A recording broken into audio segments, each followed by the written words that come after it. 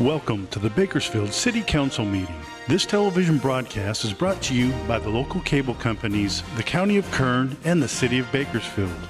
You can watch the rebroadcast of this meeting Saturday at 7 p.m., Sunday at 10 a.m., and the following Wednesday at 7 p.m.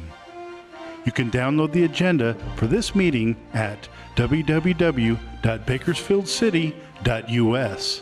Presiding over this evening's meeting, the Honorable Mayor Karen K. Go. Good evening. It's my pleasure to call to order the 5:15 regular City Council meeting of April 26, 2023. Madam Clerk, please call the roll. Mayor Go. Here. Vice Mayor Gonzalez. Here. Councilmember Arias. Here. Councilmember Weir. Here. Councilmember Smith. I'm here. Councilmember Freeman. Here. Councilmember Gray. Here. Councilmember Core. Here. Thank you and welcome to all of you. We're so glad to see all of you here tonight. We have the pleasure tonight of having Cynthia Jamara, who is the Director of Women's Ministries at Canyon Hills Church, to offer the invocation. Cynthia was involved in the Canyon Hills Women's Ministry in starting Project Rescue to raise awareness of human trafficking 12 years ago. And since that time, they've been working tirelessly. You might have seen some buses wrapped up in human trafficking awareness information, and we just thank you, Cynthia, for leading the charge over there.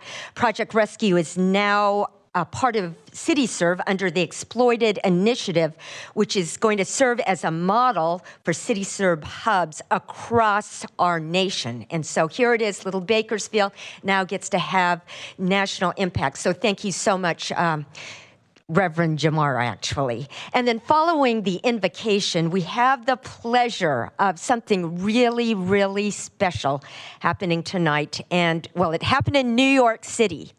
How often does Bakersfield, California get to take first, second, and third place nationally in the Virtual Enterprise National Competition? And that's what we got to do nationally.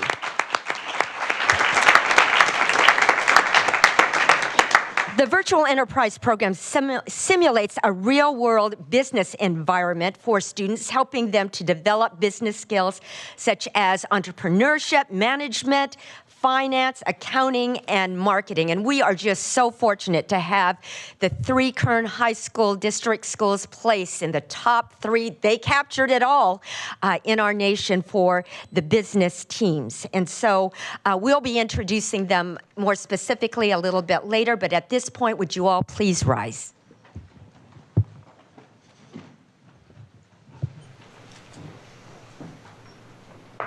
Mayor Go, thank you for your kind words and introduction tonight. I just want to tell you that as leaders in our community, I really appreciate you. And before I pray, I want to give you a word of encouragement first, and then also, secondly, a little admonition, and then I'm going to pray for all of us tonight. First of all, I want to thank you. You're tireless in your efforts to serve our community. You face a myriad of issues each month, each of your sessions that you have every time we meet. You have important hours of preparation that you diligently do behind the scenes that none of us here in our city ever see you doing, and I appreciate you for that as well. I appreciate your diligence as you lead in our city. You have in the past been subjected to some pretty harsh treatment in these chambers, and I want to just commend you for your perseverance and for the way that you handle those situations when they've arisen.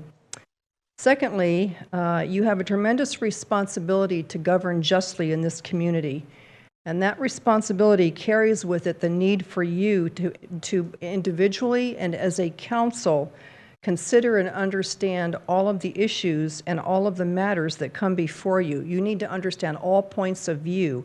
That's not always easy to do. But you're called to render decisions that are the very best for our community. You must have understanding to discern the level of importance for each matter that comes before you, giving proper weight to them. Not all matters are the same weightiness, if you will, as other matters. Some are simply weightier than others, and you must have the ability to discern that. With all due respect, I'm not going to suggest to you, but I'm going to tell you the very best way for you to succeed in meeting every part of these responsibilities that you have as council members in Bakersfield. And that's to ask the Holy Spirit to give you wisdom. God's word says in James 1:5, if anyone among us lacks wisdom, we can ask God, who gives liberally to all without judgment. He will give us the wisdom that we ask for. I know of no better source to ask for wisdom than the God who created us. God's word also instructs us, and this goes more personally to me and why I'm here tonight. God's word instructs us that we're to pray for our government leaders. He tells us in 1 Timothy, he says, I urge you first of all that you pray petitions, prayers, intercession, and thanksgiving be made for all people, for kings, for those in authority. That's for you, that we may live peaceful and quiet lives in all godliness and goodness. So I want to just tell you how much I appreciate what you do month by month, year in and year out. And when your terms are up, you were relentless in returning, and I want to say thank you on behalf of our community for what you do. Now I'm going to ask, I would pray for you according to God's word, and I ask that we bow our heads as I do so.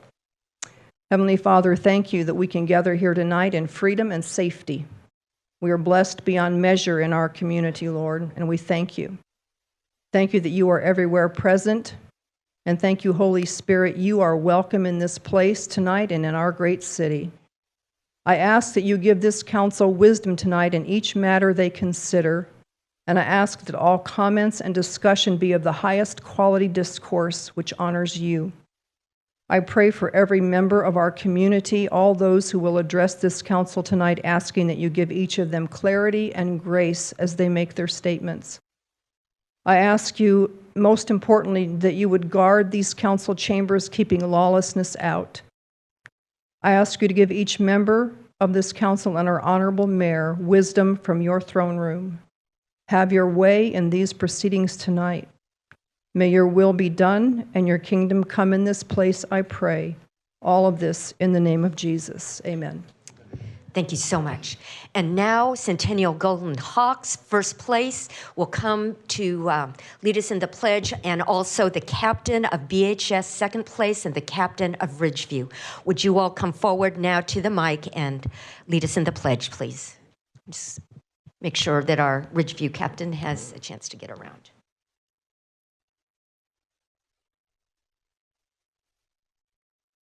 Salute, pledge.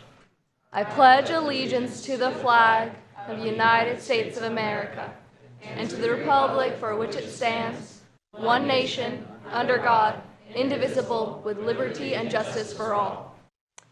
Thank you, and you may be seated. And Ridgeview, would you all come to the mic, please?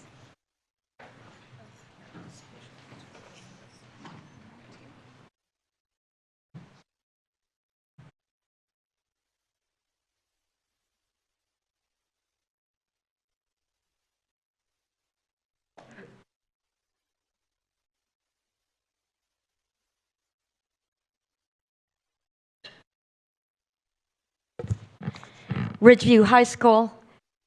This is an amazing feat. Third place in the nation. Third place isn't anything like to be ashamed of. It is like magnificent that you have been able to accomplish this. And Captain, would you just briefly describe what it is that you all have done in your project and introduce your coach? Right. So our coach is Mr. Miguel Garcia. He's been spending the last 9 months with us perfecting our business plan, and we all appreciate him so much for putting that effort in, all those hard work hours after class. So, introduce your teammate. Of course. Did you guys want to come up? This is Chloe Rogers, our COO. Janessa Grissom, marketing manager. Bielka Espinosa, oh my goodness, CFO. Alondra Rodriguez, Director of Sales, and Caitlin Corral, VP of Operations. Oh, Miguel Garcia, he is our advisor, and this is Mr. Edward Taylor, one of our other advisors. Well, on behalf of the City of Bakersfield, we want to present you a certificate of recognition. Congratulations. I'm going to invite Councilmember Kaur to come down, and we'll take a photo right over there. You can come just behind here.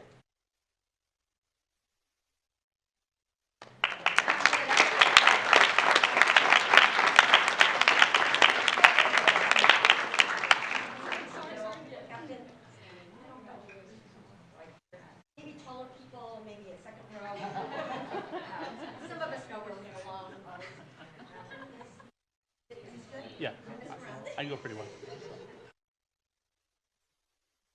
All right. 3, 2, 1. Let me get a couple more. There we go. Give it up for the woke.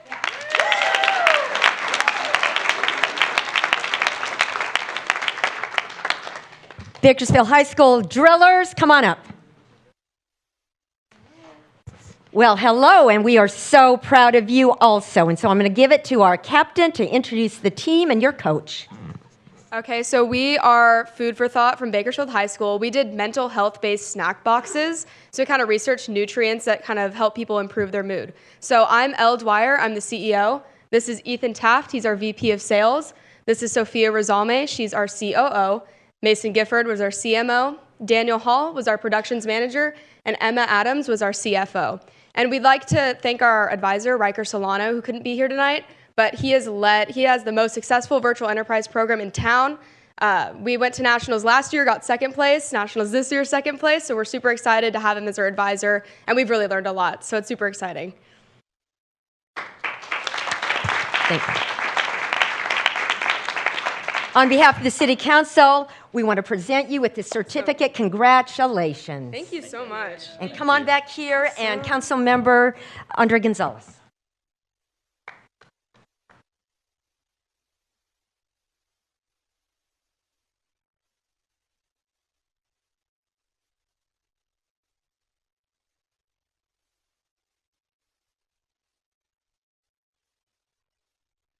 You know all their parents, all the drillers. 3, 2, get one more. Give it up for the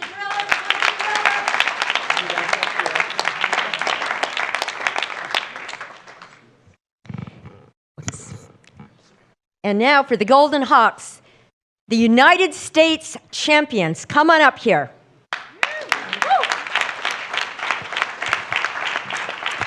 And why don't you go ahead and, Captain, introduce your team and your advisors.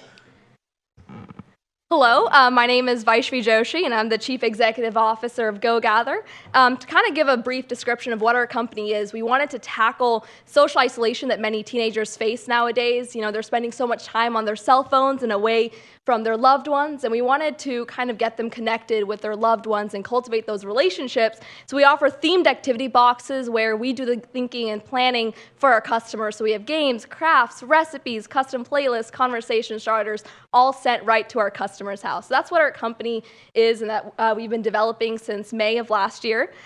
We have an outstanding team, our Chief Financial Officer, Aidan Stovall, our Chief Operations Officer, Tharun Theodoragaran, and our Chief Marketing Officer, Juliana Goinech, and we have a Director of Sales and Products, Robert Lopez. He couldn't make it tonight. He had a baseball game.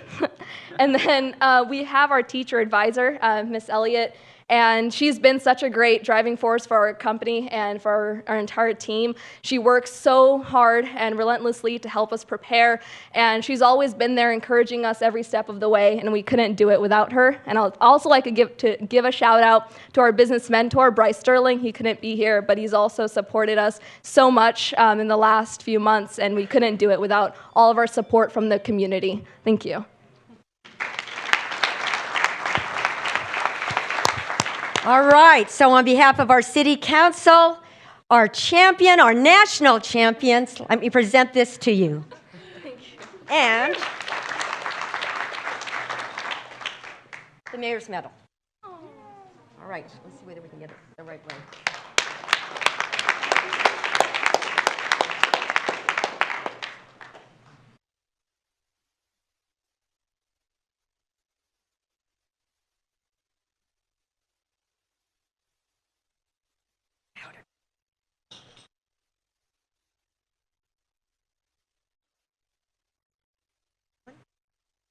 Take this one for Robert. Yeah. And what do you think about your coach? I think she deserves one. And Councilmember Smith.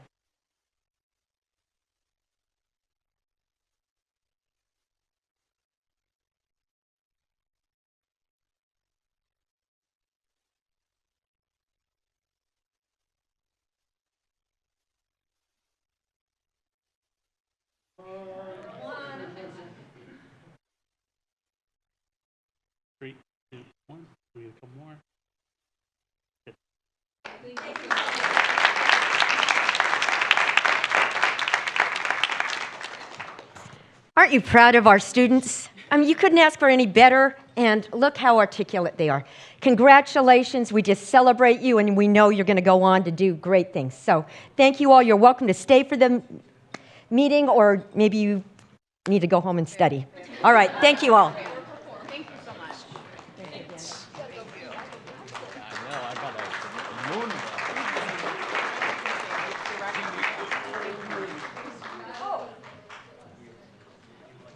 Students, you can play this segment over and over. It stays on forever. You can find us on YouTube or on the city line, so you can play it for all your friends.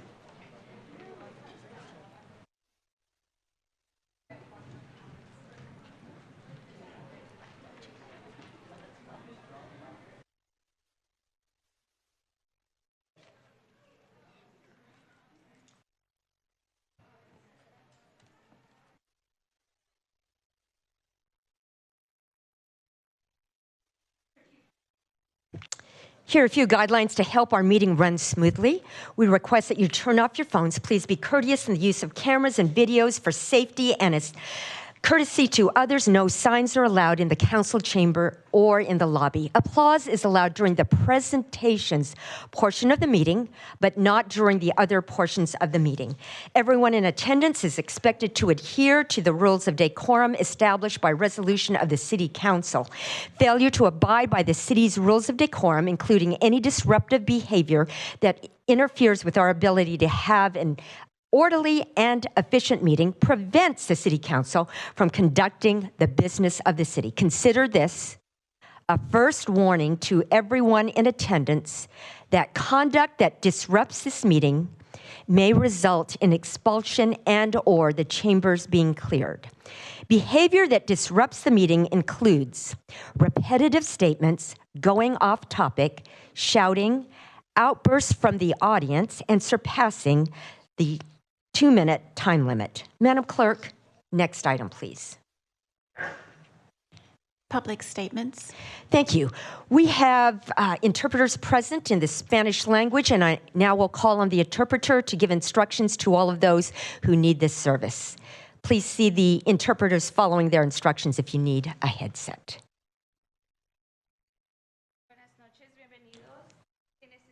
Can you go ahead and do it from the microphone, please? Buenas noches, bienvenidos. Si necesitan un diapositivo, estamos aquí atrás ayudándolos para la interpretación en español y venimos representando a Lingüística. Muchas gracias. Thank you. And a helpful reminder for all of those presenting and giving comments today, for the benefit of our interpreters, please pace yourself and speak clearly into the microphone during your comments so the interpreters can clearly translate your message. And in keeping with the Council's resolution, the public statements portion is now divided into 2 periods. There's a period for items listed on the meeting agenda and items not on the meeting agenda. Statements for items listed on tonight's agenda are given a 2-minute time limit, 20 minutes total per agenda item. The consent calendar as a whole constitutes 1 agenda item. Statements regarding items not listed on the agenda are given a 2-minute time limit, 20 minutes total. If you have written comments that are longer than your verbal statement, give them to the clerk, who will give copies to the council. If you're here to make a public statement, please fill out a public speaker card and give your completed card to the city clerk. We ask that you mark whether you're here to speak on an item listed on tonight's agenda or in a matter not on the agenda. Speakers who do not identify a specific agenda item will be presumed speakers for the non-agenda portion of the meeting. Those speakers will be called during the non-agenda portion of the meeting. If you're here on consent calendar hearing items 8A through 8C, now is not the time to speak. You'll be given an opportunity to speak when that item is called later in the meeting. We're very interested and concerned with your issues. However, due to the public notice requirement of the Brown Act, the council can't take action when an item isn't on the agenda. The council can, however, refer your matter to the committee or request that staff contact you. Madam Clerk, do we have any public speakers regarding items listed on tonight's agenda? Mayor Go, we have not received any speaker cards regarding items listed on tonight's agenda. Thank you. Madam Clerk, do we have any public speakers regarding items not listed on the agenda? Mayor Go, we've received 12 speaker cards for items not listed on tonight's agenda.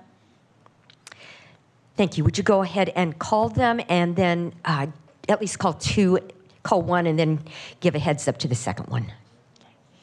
The first public speaker is Mary Helen Barrow, followed by Sandra Plasencia. Thank you.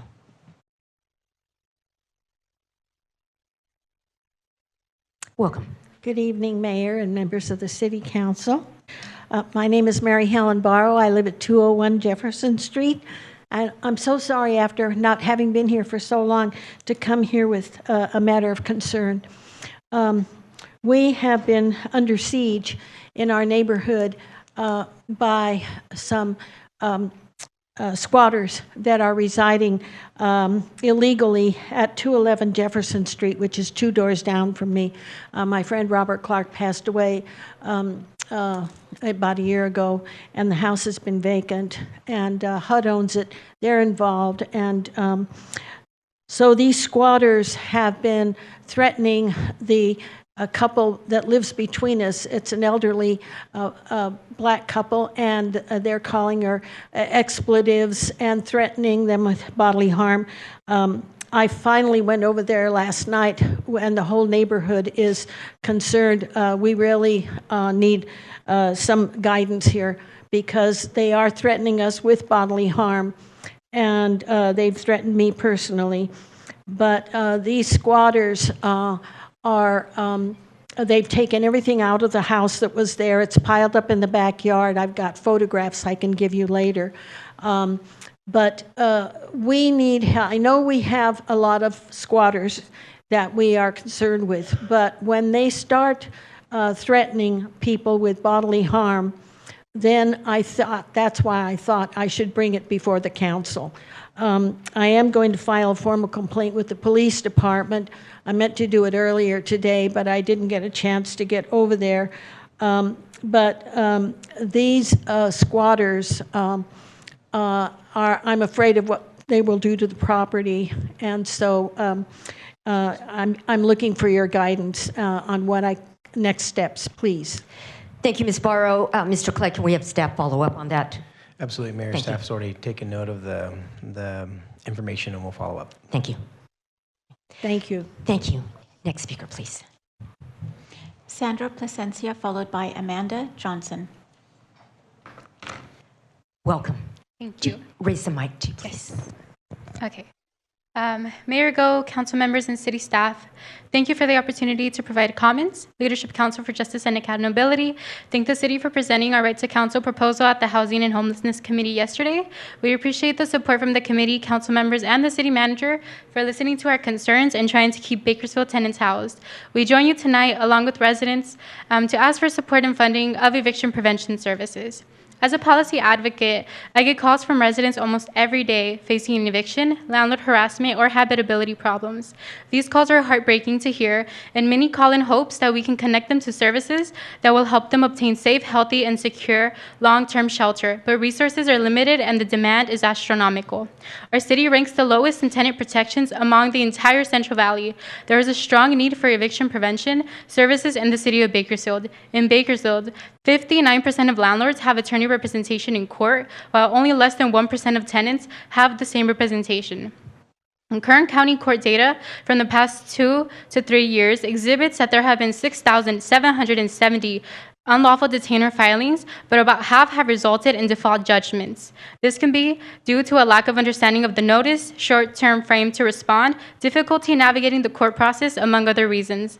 The court system is very nebulous and discouraging for residents who do not understand how the court system works. This is why we highly recommend funding for legal services and attorney representation for all, regardless of immigration status. Eviction prevention services will ensure tenants and landlords are aware of their rights and responsibilities. It is incredibly vital for tenants to to know their rights to ensure that they can protect themselves from illegal actions from their landlords. While conducting door-to-door outreach, we realized that many tenants are not aware that having mold and water damage inside of their unit is illegal. Uninhabitable units can contribute to a multitude of health problems for tenants. We recommend the services to include community outreach in targeted areas, focusing on helping those most at risk. The community has a lack of knowledge of the resources available to them. If we truly want to keep tenants housed, we need to make sure that they're aware of the resources available, and this entails going door to door. I'll wrap it up. So we asked the City Council to commit to allocating $1 million in Measure N funding in the upcoming budget for eviction protection services to make sure we meet the housing needs of all tenants. And then there are folks who joined us, if they can just stand. Si se pueden levantar, if you're here in support. Thank you all for being here, and we appreciate your sharing your comments. Thank you, everyone. Thank you. Madam Clerk, next speaker, please.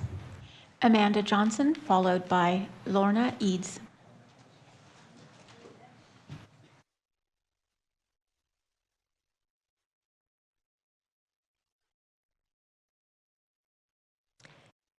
Welcome, Ms. Johnson. Hi. Good evening, Council.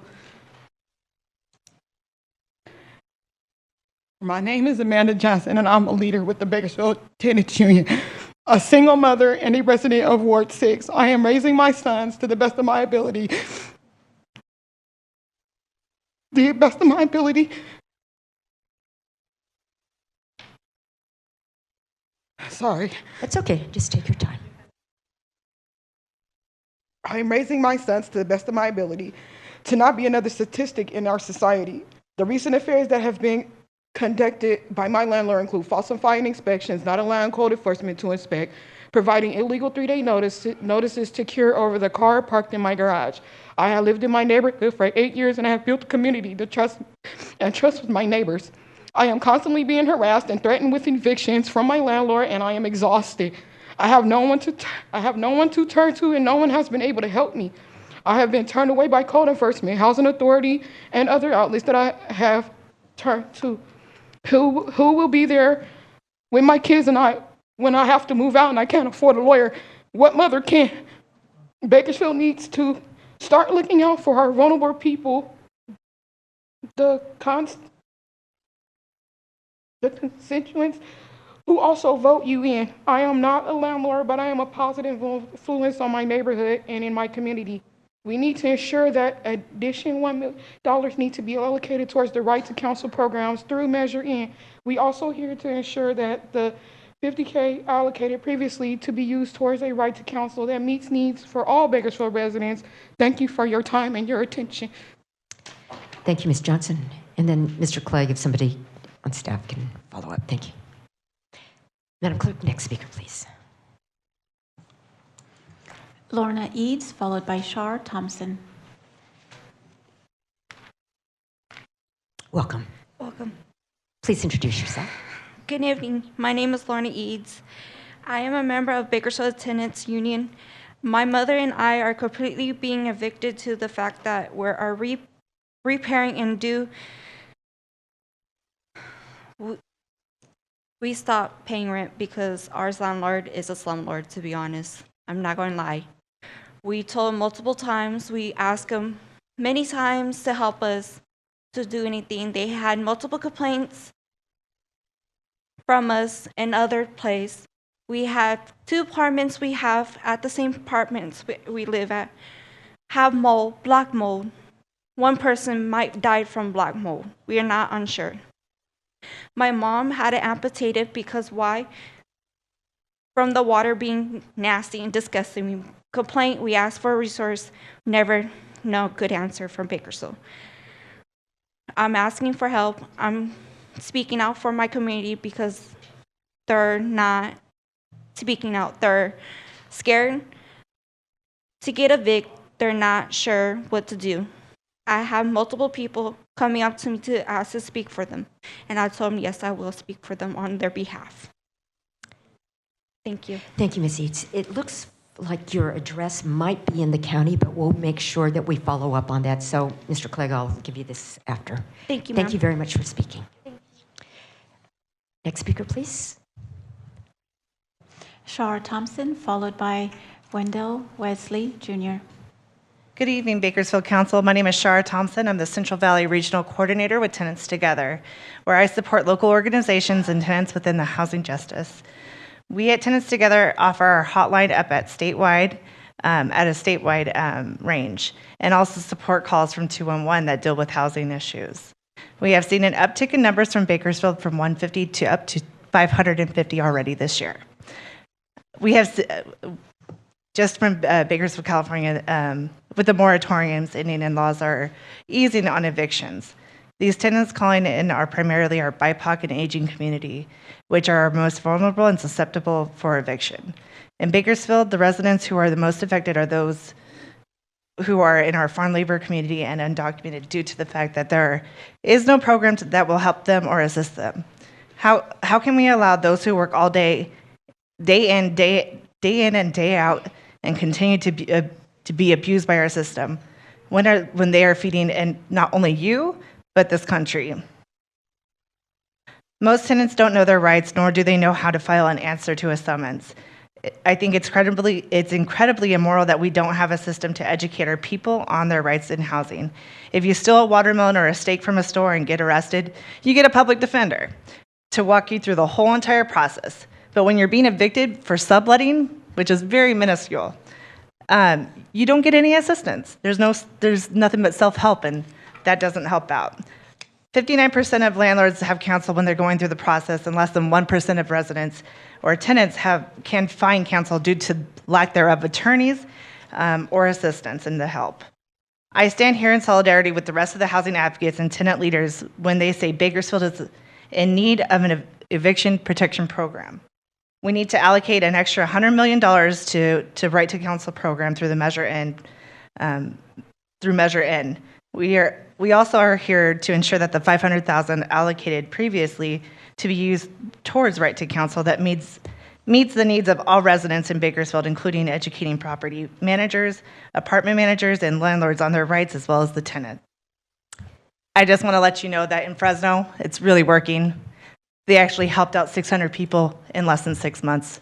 You guys really need to implement it. Thank you, Ms. Thompson. Thank you for sharing. We allow 20 minutes for this segment of comments, and we're at 10:49 that's left, and we have 7 people who still would like to speak. So I'm going to ask you to try to be succinct, and if the comment has already been said, let's not repeat that, just so we can get through and get everybody in. Welcome. Please introduce yourself. Good evening, Honorable Mayor Guo, City Council members, City managers. My name is Wendell Wesley Jr. I go by JR. I'm a resident at the California Avenue Senior Housing, Ward 2. I've lived there for 7 years, and I've heard their stories. This is why I started the Bakersfield Tenants Union. I'm consistently being harassed and retaliated against and threatened with evictions, and have had enough because of the immoral and illegal business practices. Recently, the affairs have been conducted. Property management includes giving everybody there a $100 rent increase, which was over the 10%, overcharging of move-in fees, and not applying credits to the residents and intimidating. Me and other residents have received 3 days pay or quit notices. Most of these residents don't know this was wrong, and have the majority of them were very worried and afraid about being homeless or affording another place to live. What's going to happen to this place is sold because it's a LIHTC building, and if they obtain notices of 10% rent increase every 90 days, the law of these tax credit housing complexes that they allowed, and no one could really afford that, and the rent increase every 10 days. So them to do so, this needs to stop. We were asking no more tax credit housing. The majority of these residents are on a fixed income, some less than $1,000 a month. We are veterans, seniors on Social Security, and cannot afford any more rent increases. Local resources have not been effective in stopping legal forcing out of citizens, mainly because of the 514 unlawful detainers, and that's a 20% increase in the first quarter. Thank you, Mr. Wesley. Your time is up. We have Just 8 minutes and 48 seconds. If you look at the top left, that's the time allotted still for this segment. So I just ask you to be as succinct as you can. Madam Clerk, would you please call the next speaker and the one after, please? Connor Malone, followed by Teresa Flores.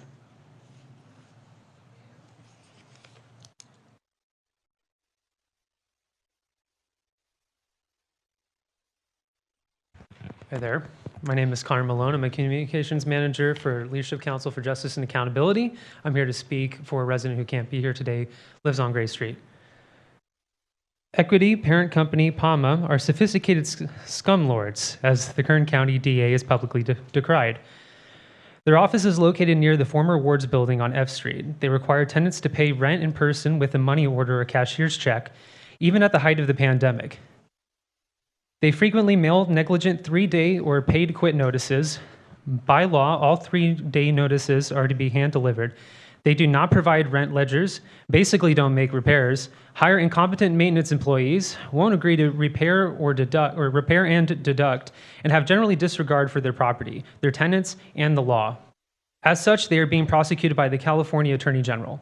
Disabled tenants, such as myself, are forced to spend extra money to move. In Bakersfield, as well as the state, there is a huge shortage of affordable housing. Please place equity on your radar. Please keep Bakersfield housed by providing a budget for low-income tenant representation against landlords such as sophisticated scumlord Equity. Thank you.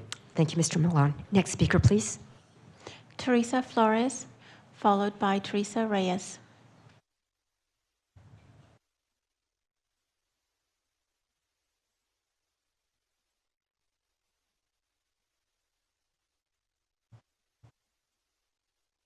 Welcome. Hola. Bienvenida. Gracias. Thank you. Soy Teresa Flores. I am Teresa Flores. Vivo en la calle. Estoy nerviosa. I'm a little nervous. It's okay. Está bien. Estoy nerviosa. ¿Vive en la calle qué? En la. I live on MLK Street. Ajá. Y soy Teresa Flores. I'm Teresa Flores. Vengo para decirles mi historia. I'm here Yo to tell you my story.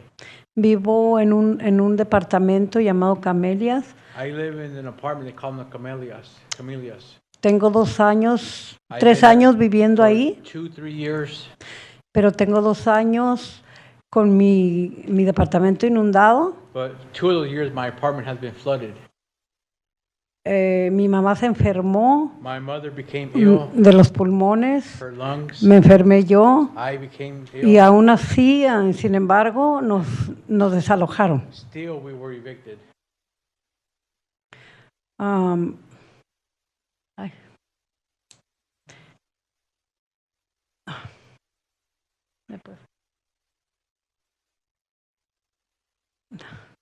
Ya no puedo hablar.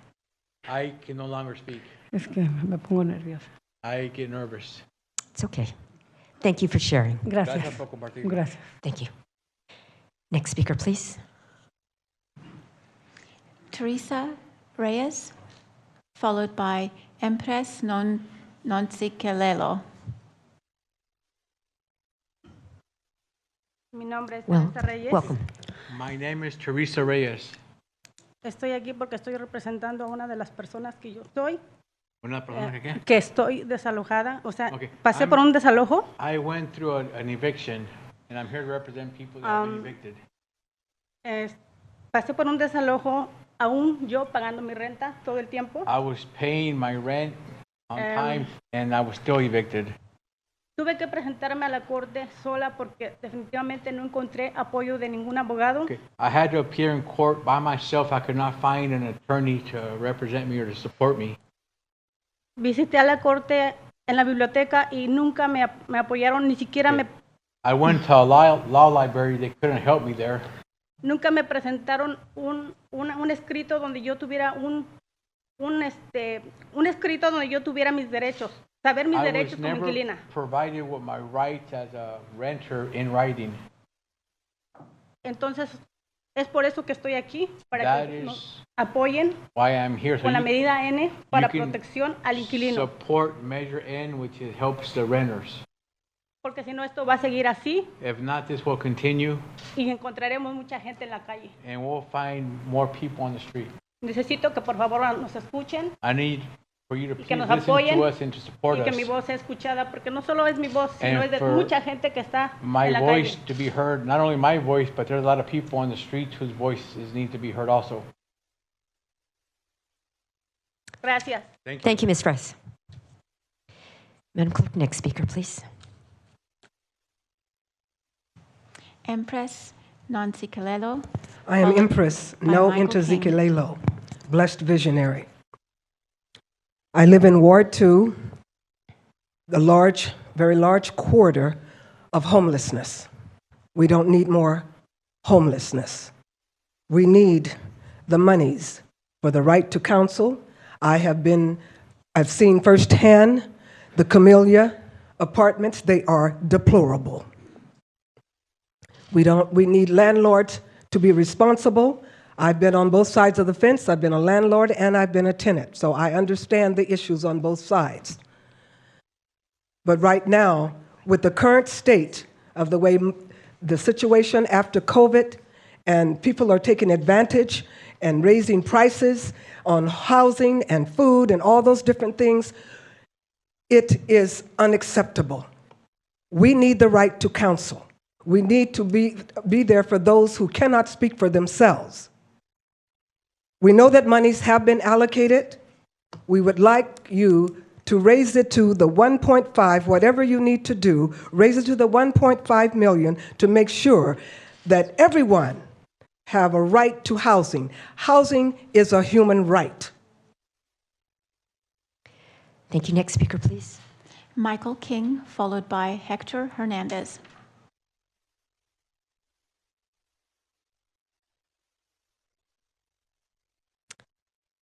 Welcome, Mr. King. Thank you.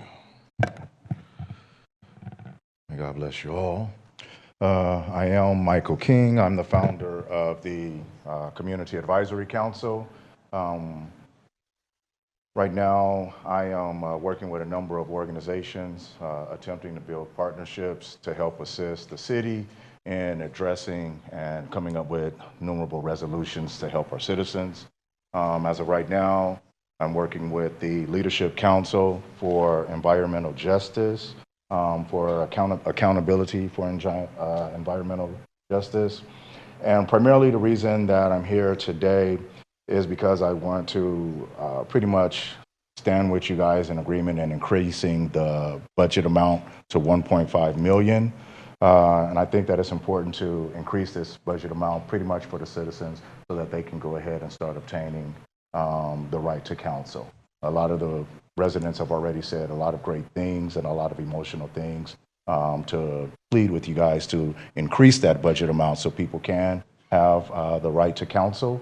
And I just want to say that I'm standing in agreement with them, and I also want to help to continue to bring resolutions and programs for the citizens and the city of Bakersfield. Thank you, Mr. King. And Madam Clerk, our final speaker. Hector Hernandez. Welcome, Mr. Hernandez. Ako ko ni Sandy Duani, mena ni Hector Hernandez. Sabi chibin bajikayo, tiwani vinya ka in casa. My name is Hector Hernandez, and I'm here to speak on behalf of the families that speak another language. I'm the Executive Director of Unidad Popular Benito Juárez, speaking on behalf of families that speak indigenous language, Mixtecos, Zapotecos, that reside in Kern County and in the city of Bakersfield. I'm here to support Leadership Council's proposal for that $1.5 million for Housing for All and the right to counsel. When folks are talking about 1% of families, getting representation, in some kind of representation, and landlords getting 59%, but when you look at the indigenous communities, they have zero representation. A lot of it has to do with language barriers, legal status, understanding the system, the service, and whatever's available in the community. We have a large concentration of Mixtecos on the east side of Bakersfield that they never look for services because they're afraid of retaliation. They're afraid of having police department coming to their house or even reaching out to government assistance. So we're trying to prevent more homelessness, especially having multiple families living in one house. We have houses in Kern County and Bakersfield that you have grandma, grandpa, you have parents, and then grandsons with families, having 15 to 20 person in one house, have 2 bedrooms, 3 bedrooms. And, we're trying to support our families, but unfortunately, if you don't know what's the income of farm workers, they average between $14,000 to $25,000 a year. And landlords a lot of times take advantage of the opportunity, especially after COVID. We started seeing increases of houses like from $800 to $1,300 to $1,500, and folks couldn't afford that. So a lot of folks started going to family members to live, using their garage, their, spare rooms or things like that. So we're here to support all the folks that are speaking on behalf of the community. So please put your mind to this situation because it's happening everywhere, and not only to the general population, but also with the indigenous community that, due to their language barriers, they're not able to represent themselves in the court system. Thank you. Thank you, Mr. Hernandez. Thank you. And now, Madam City Clerk, I believe that's the final speaker. Yes, Mayor, go. Thank you. Councilmember Gray. Good evening, everyone. I appreciate you coming and sharing your stories tonight with us. I think it's very important that we hear from you. My question, hearing the deplorable conditions that some of these people are living in and paying rent, what do we have in place in the city? What type of code enforcement for these bad actor landlords that are allowing people to live in their places that are flooded and so forth? Thank you, Council Member, Mayor and Council. We have a couple of different programs that address this issue. Of course, any building condition that is brought to our attention is at the code enforcement level. Code enforcement can respond and do inspections. I think where many of the commenters are referencing is that if a landlord is taking legal action against someone while that code enforcement process is playing out, how do they prevent perhaps an expedited or untimely eviction process? And so we do have the Greater Bakersfield Legal Assistance that provides some legal assistance to individuals who are experiencing these types of issues. We spend our federally allocated entitlement monies on a program that's about $400,000 each year in support of that. But we would note that their wait list is very long and they cannot serve all the individuals that request their service. In this coming budget, we have proposed an additional $350,000 to expand our services to help with eviction protection and legal assistance to individuals that are experiencing these types of situations. Again, it's perhaps less than what is being asked, or could potentially serve everyone in need, but in balance with many other competing interests in the budget. But we have recommended that proposal to increase our capacity to do more. Okay, so if we do send code enforcement out and it's obvious that the plumbing or the electrical or things that are endangerment, what kind of teeth do we have for the landlord to have to comply to bring it up to standard? Yeah, thanks, Councilmember. I'll do my best, but defer to Mr. Boyle as he may help with additional details. So it's less about the role as a landlord and more about the role as a property owner, to make that one distinction. And then the landlord issue is more where folks are asking for assistance to help navigate that system as landlord and tenant. But as a property owner, we do have the ability to require them to make health and safety fixes, things that are not compliant with the with the building code. But often they're given time frames within our code to make sure that there isn't unfair processes, that they're given a certain number of days to address those issues and come into compliance. Where it's tough is where a tenant may feel like that's taking, too long with those time frames when they're in those conditions.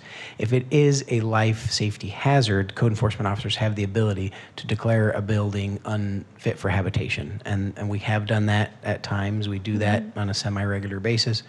And there are laws that require landlords to provide for temporary accommodations. But again, in a scenario where someone's not being provided that temporary accommodations, how do they get help in requiring the landlords to do that? Code doesn't do that. This would be the legal assistance. Would you add anything, Mr. Boyle? Thank you, City Manager Clegg. I would add one other caveat in that if code does an inspection on a site and finds repairs are necessary and goes through a code enforcement process, historically the city isn't going to make those repairs or lien that property owner for those repairs. So it can be a long and arduous process in bringing about compliance by a bad actor, a bad landlord. All right, I appreciate that. Thank you. Thank you, Councilmember Gray. Councilmember Freeman. Thank you, Mayor. Well, I was hearing two different problems. One is uninhabitable living conditions being repaired, but I really thought I was hearing a bigger problem of eviction notices for a person just couldn't pay the rent, or they had a rent increase. But I heard two completely distinct problems. One is landlords not repairing the condition they need to. The other is people needing help when they get an eviction notice. How do I deal with this? So I think you address them separately. And I heard one of the speakers say we previously allocated $500,000 to help with this problem, and then I heard you say $400,000. So is that the same 4 or 5 that we've, and who do we allocate it to? I believe it is the same. I rounded down, and maybe other folks rounded up. It's 400 and change. I can't remember the precise number. Maybe it's $450,000 roughly. I believe it's the same amount that's being referenced. And currently, that amount goes again to the Greater Bakersfield Legal Assistance Group that provides that service to us on contract for. Okay, it's a contracted out legal assistance. Okay, all right, I understand that. I think we heard the volume of the problem has increased because of the economy, COVID, more problems. It would be nice to see some sort of before we make a final decision, whether it's 350 or 500 or 600, the increase, have some idea of the people doing the legal assistant, kind of what's their budget? How many people does it take? Do they have one attorney and 2 paralegals? Kind of what's the staff? What does it really take to run this thing properly? And I'm sure it's not going to be less than the 400, and it might be more than an increase of 350, but I don't think the numbers are so big in our budget. If it's from 500 to $1 million, I don't think that is the be all end all. I mean, I think we can probably find the money. It'd be nice to know that we are giving them enough money to serve the people, because our volume is clearly increased. A bigger need than there probably was 3 years ago, and I think our city ought to be able to help these people out and provide that service. So those are my comments. Thank you, Councilmember Freeman. Vice Mayor. Thank you, Mayor. I really want to echo the sentiments expressed by Councilmember Freeman and actually make a referral tonight that we pursue this in the budget and look for an adequate allocation of funding in the upcoming budget season so that we can address this issue that's facing many of our families throughout the city. I've had an opportunity to meet with Leadership Council and many of the constituents who have spoken tonight, and I've heard their stories firsthand for several months. And it is concerning, the fact that there are very few resources out there in our community for folks to turn to. I want to just clarify some things, though. The GBLA contract, Mr. Clegg, there's a fair housing contract that does some proactive testing related to fair housing. You're talking about it also an additional contract for support services for eviction? And I'll admit to not being the expert on this topic. I believe it is just for legal assistance. Okay. Not specifically eviction, but just legal assistance in general. Okay, and then there's another allocation for emergency rental assistance that we've allocated previously. Correct. There is a separate contract for rental assistance. And are you referencing our most recent allocation? Yes. So we've allocated $700,000 in unspent CARES CDBG dollars that came at the same time as other CARES dollars, but we've allocated that for a rental assistance program. As the larger, federal Treasury rental assistance program expired, we wanted to offer some additional dollars to continue helping. Thank you so much. I think it would be helpful if we can make a distinction between the various different strategies that we're currently employing and what this proposal will speak to moving forward. There is a gap in services that we're trying to address here. But as we discuss this in our future budget workshop, if we can have that clarification, that'd be great. Thank you. Can I add one thing? Thank you. Yes, I just want to say thank you for the people who came down and told us about this, because it's important that you tell us. We're a small enough city, we can take action, do things about it. So it's great that you come down and talk to us and tell us about these things so we can hopefully provide some solutions. Thank you, Councilmember Freeman. Councilmember Smith. Thank you very much to everyone who spoke up. Thank you, Mayor. Yeah, I just wanted to clarify the Vice Mayor was talking about the Greater Bakersfield Legal Assistance. I don't know that any of that goes towards rental assistance, or it was definitely, yeah. So it's not the same bucket, and that's completely separate. So if we're trying to help with renters, which is what is being addressed tonight, that money does not help them. Not for rent, only for legal assistance. Right, but it also is not specifically for legal assistance for rental problems. True, it is for fair housing problems. Correct. Thank you. Okay. Thank you. Thank you, Councilmember Smith. Councilmember Arias.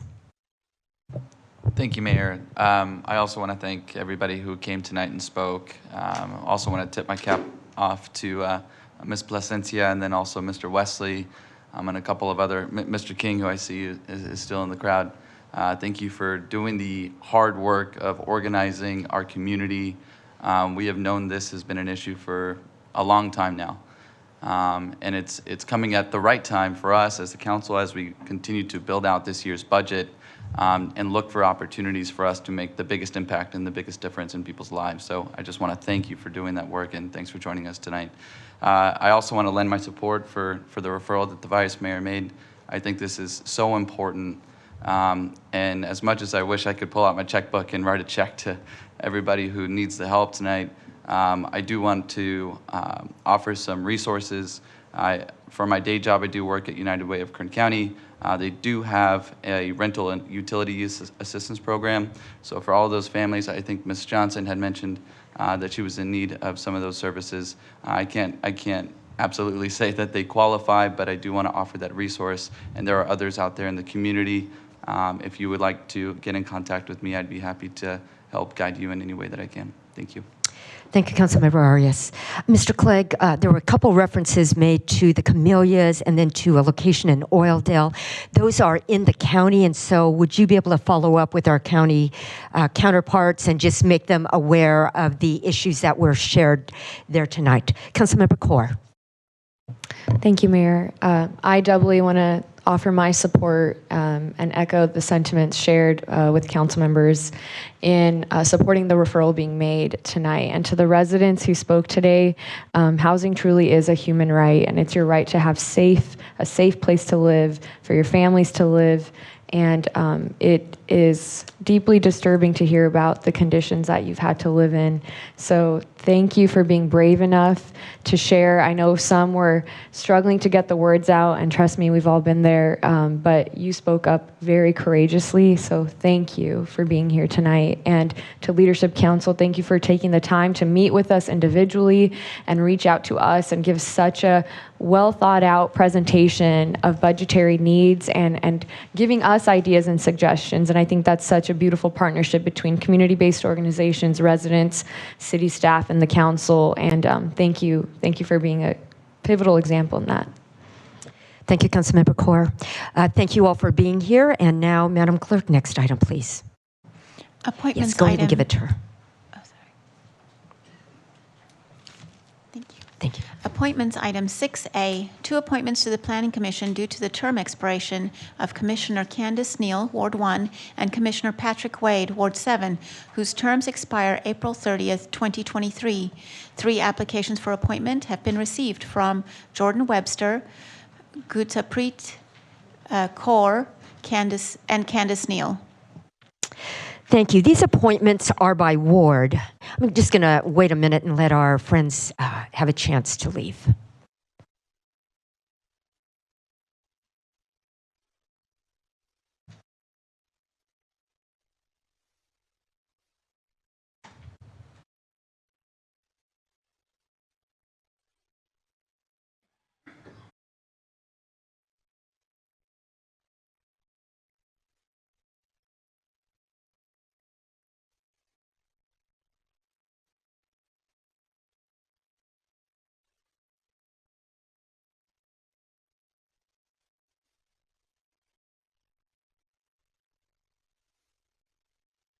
These appointments are by ward, therefore no ballots are required. I'm going to call first on the council member from Ward 1 and then 7 for nominations of the commission members, and we will then vote on all of the nominations at once. And so, Councilmember Arias, your nomination, please. Yep, thank you, Mayor. I am honored to reappoint Commissioner Candace Neal. She has served well, and I am excited to continue to enable her to continue to serve her community on this commission.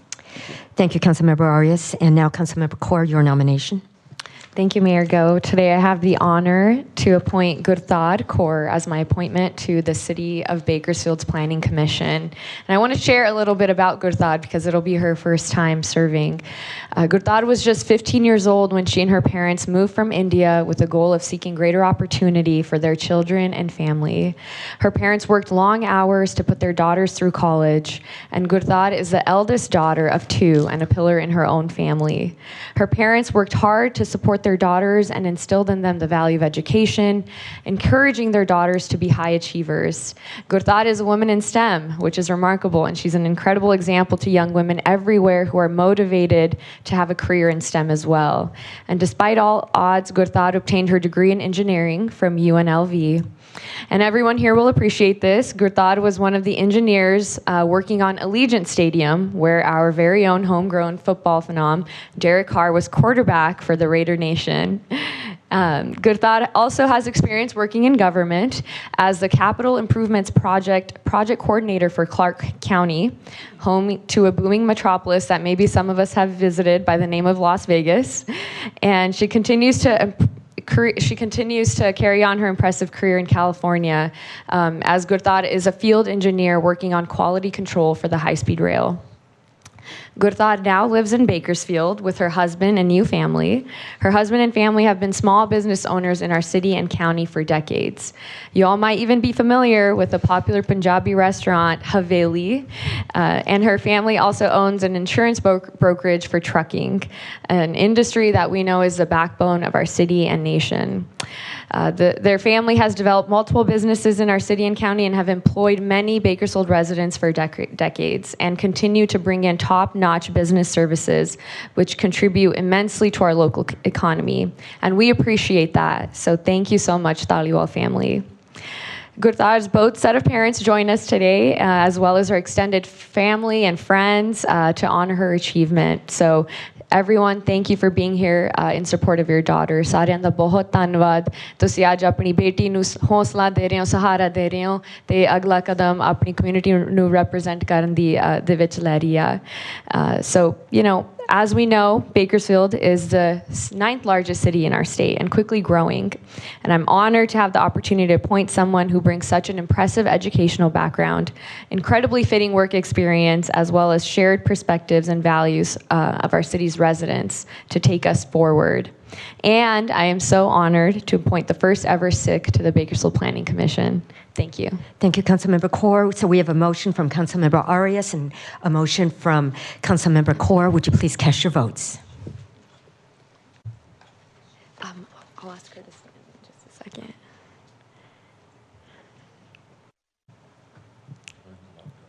Okay, we're having problems. It's locked up.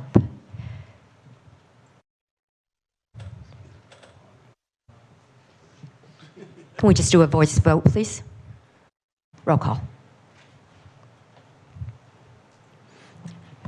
Vice Mayor Gonzalez, Aye.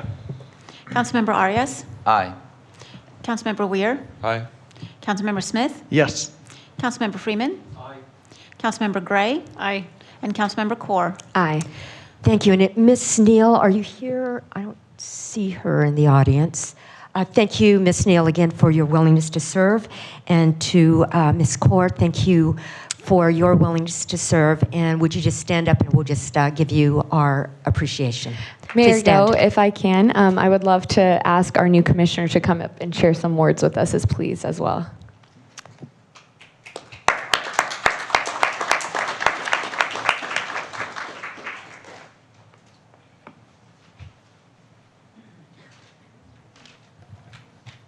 Good evening, Mayor, City Council, and everyone in attendance. Waheguru Ji Ka Khalsa, Waheguru Ji Ki Fateh. Let me begin by saying I am honored and humbled to accept this responsibility and excited to begin working with Planning Commission for City of Bakersfield. I would like to thank all my family, friends, and community for coming out and supporting me tonight. ਮੈਂ ਤੁਹਾਡੇ ਸਾਰਿਆਂ ਦਾ ਹੱਥ ਜੋੜ ਕੇ thank you ਕਰਦੀ ਆ ਕਿ ਤੁਸੀਂ ਆਪਣੇ ਦਿਨ ਵਿੱਚੋਂ ਟਾਈਮ ਕੱਢਿਆ ਤੇ ਮੈਨੂੰ ਸਪੋਰਟ ਕਰਨ ਵਾਸਤੇ ਇੱਥੇ ਆਏ. I am beyond excited to join the team that helps make decisions that will facilitate and develop Bakersfield's reputation as sustainable and thriving community that is safe, desirable, and diverse place to live. Thank you, everyone. Waheguru Ji Ka Khalsa, Waheguru Ji Ki Fateh. Thank you, Commissioner. Thank you for your willingness to serve. Next item, please. Consent calendar items 7A through 7AC. A staff memorandum was provided on item 7X, transmitting a bid protest. Thank you, Vice Mayor. Thank you, Mayor. No council member has requested to pull an item or recuse themselves from any item. So with that, I move to adopt the consent calendar. You have a motion. Please cast your votes.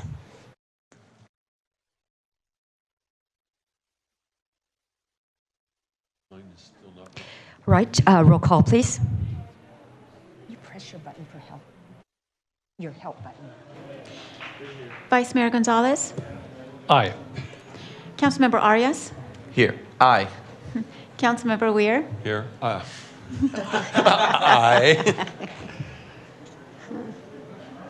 Councilmember Smith, Yes.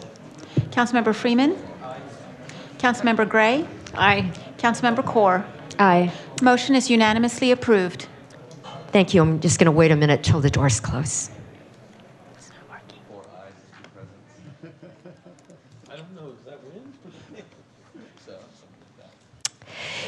It's now time for the consent calendar.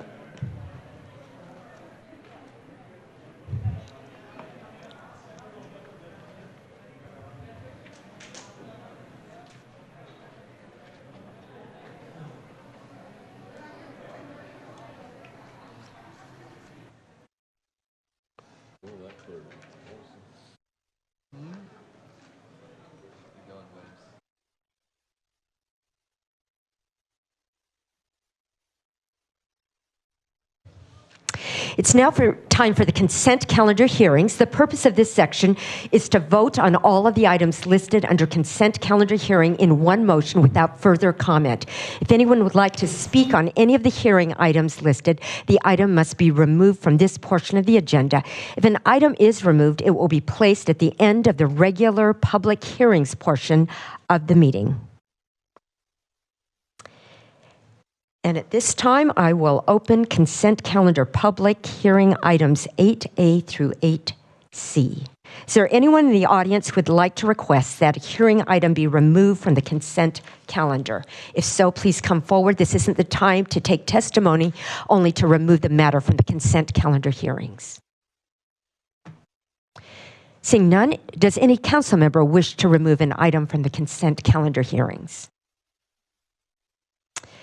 Seeing none, at this time, consent calendar public hearings items 8A through C is closed. And now may we have a motion? Mayor, I make a motion to approve consent calendar public hearing items 8A through 8C. Thank you. You have a motion. Please cast your votes.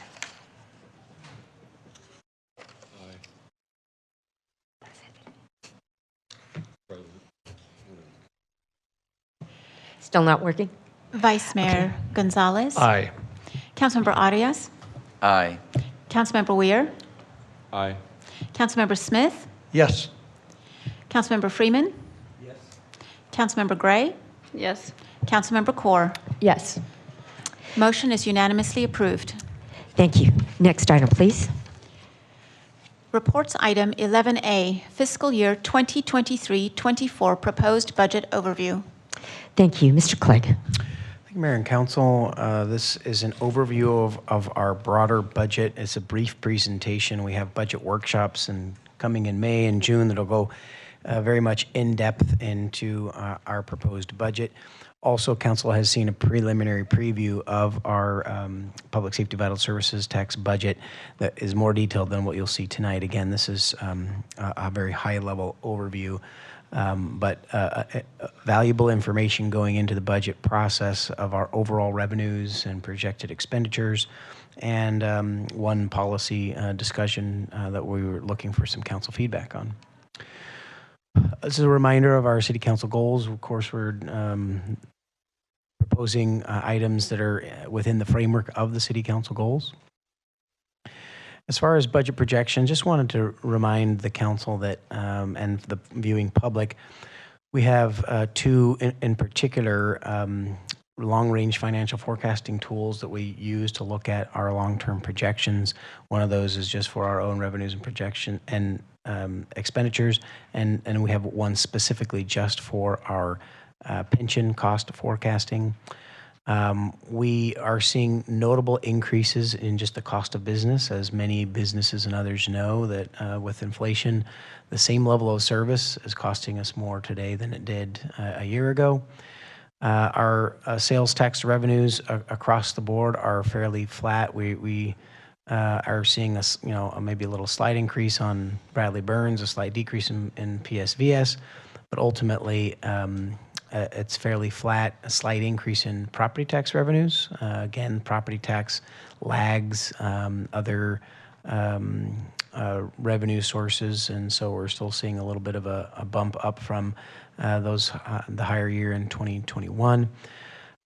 We are anticipating utility rate increases for our own utilities, but we remain the lowest in the region in our utility costs.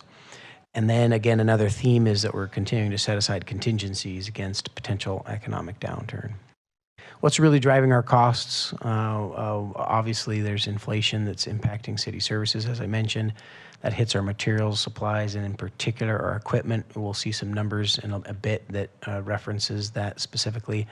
And then also our insurance, liability, and risk management rates are significantly increased, and we'll have some numbers that show that. Also, it's worth noting that our utility costs, and this doesn't impact the general fund as much as some of our other utility funds, but our utility funds that are operating big plants, heavy machinery, they're seeing PG&E costs increase in the millions in 1 year. which is troubling for us, but it is our reality. And then it is worth noting also that as we've addressed our labor agreements with our labor partners, and as we're pursuing classification and compensation to make sure that we're having competitive compensation for our recruitment and retention challenges, employee compensation is a portion of those cost increases. Just noting some themes for our budget, again, is maintaining essential services. We have been able to add some important projects through the Public Safety Vital Services tax, through some grants, but when we really look at our core budget, it's about those essential services. There's nearly no enhancements in the general fund. I say nearly because you'll see as we get into some of the details, we're proposing just a couple positions to help with our permit review process. Otherwise, we're not increasing level of service in the general fund. We are seeing, again, some limited enhancements to our utility operations. As noted, those utility rate increases, that's largely due to either growth in our service area, legislative requirements, or some catch up in some needs in our utilities. Where we have a little more ability to be strategic is in the Public Safety Vital Services tax, and that's about public safety homelessness, our streets, some local parks, and then finding a few ways, and smaller dollars but important dollars, to get more efficient and effective as an organization. And again, setting aside contingencies. At this point, I'm going to turn it over to our Finance Director, Randy McKeegan, to walk through some of our numbers.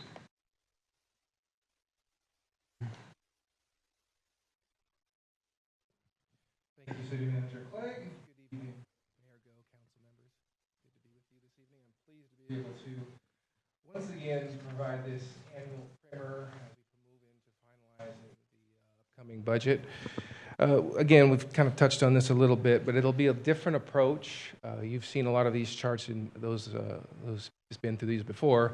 But we're going to have a different approach, more of a transparent look at how we build the budget, with this idea of really allowing you to see sort of how we come to our final numbers. So we're going to go through the revenue, we're going to go through the proposed budgetary expenditures, and then hopefully elicit some sort of discussion, maybe recommendations, possible recommendations on how to proceed to allow us to have a budget that meets the council goals, allows us to meet the needs of the citizens and the community, and also, of course, is balance, which is key in my mind.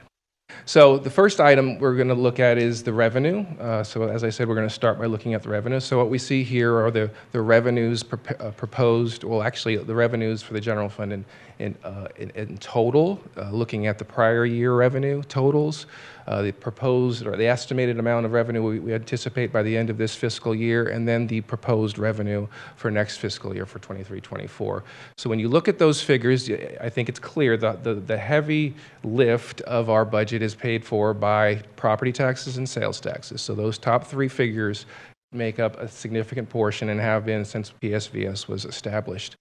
So looking at those revenues, you see that we have budgeted revenues next year estimated at $391 million. Compared to the estimates for the end of this year, that's an $8.4 million increase in general fund revenues planned or expected for next year. This next chart takes that table and really provides visual information for you, really pointing to the fact that the big lift of our revenues is in taxes. So over 3/4 of our revenues, our general fund revenues, come from taxes. It says, as I said, 1/4 from property taxes and 1/4 each from Bradley Burns and the sales tax revenue of PSVS sales tax revenue. The next largest revenue stream is charges for services, things like business licenses, permits, and that's only $30.4 million, which is less than 10% of the total tax revenue. So again, the lion's share of our revenues and what covers our operations for the majority of our city departments comes from these tax sources. So I'm going to kind of provide a little more detail on those three main tax sources, looking at the history of first year property tax. So what you see here is a history of 14-year history of actual revenues and the proposed revenue anticipated for this year. So what those blue bars show are the revenues we received those fiscal years, and the orange line shows the revenue percentage increase from year to year, increase or decrease from year to year. So as you see here, we've had a steady increase in revenue in property taxes since the Great Recession of the late 2000s, but we are seeing some it's not really, as City Manager Clegg mentioned, we are seeing a little bit of a slowdown. What we did for the first time actually have over $100 million in property tax revenue this year, and we again expect it based on our review of the Kern County Assessor's information. We do expect another slight increase of 3.1% or about $3 million to 105 in the upcoming fiscal year. The next historical chart we're going to look at is our Bradley Burns, our standard sales tax. What you again see is that history, that trend over the last 15 years. And again, the bar is the actual revenue, and then the trends, which, as you can see, are much more variable for sales tax. It's called an elastic revenue because it's fixed and directly affected by the economy. So what we're seeing here we had some significant increases post-COVID, but those increases are ramping down. I think we understand inflation is affecting a lot of consumer spending habits. We do have a consultant that looks at consumer spending habits, looks at all the industries that drive our sales tax revenue. But you'll notice a slight decrease actually from the prior year revenue compared to what we have proposed we'll have by the end of this year, a little over $1 million. And that is solely related to an error in sales tax collections related to online sales the state sent us last year, so we had to pay that back. So that's what that difference, that reduction really relates to. Beyond that, we anticipate, and again, looking at our sales tax numbers from our consultants, a slight increase in Bradley Burns of 1.1%, a little over $1 million in Bradley Burns. This next chart provides the same historical information, but of course for a shorter period of time because PSVS has only been around since 2018. So what you'll see here is we had some significant increases after the first year we received these dollars in 2019-20, but we've seen a gradual decrease post-COVID as well to really a flat revenue projection based on our consultants' information.